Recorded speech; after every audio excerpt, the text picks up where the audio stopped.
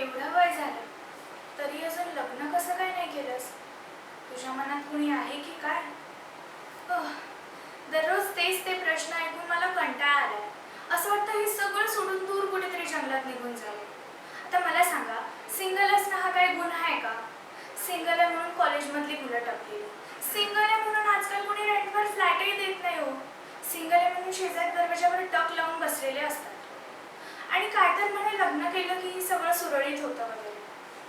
कसं काय? आता माझ्या आईचंच बघा ना, तिचं लग्न झालं. लग्न झाल्यानंतर तिचं घर सुटलं, करिअर सुटलं, सख्खे नातेवाईकही सुटले.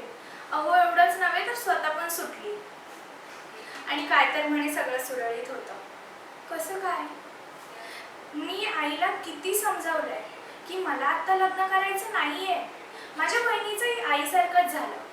तरी नशिबा तिचं लव्ह मॅरेज होतं. लग्न झालं आणि आता आधी घर आणि मग करिअर. आता काय बसते मुलांच्या मागे धावत. तरी दादा म्हणतो तिला तुला जे हवंय ते तू करू शकतेस. पण आय थिंक कुठेतरी तिची ती इच्छाच मेली आहे. एवढी सगळी उदाहरणं देऊन समजावून सांगून माझी आई माझं काही ऐकतच नाही. तिचं एकच की तू लग्न कर, लग्न कर, लग्न कर.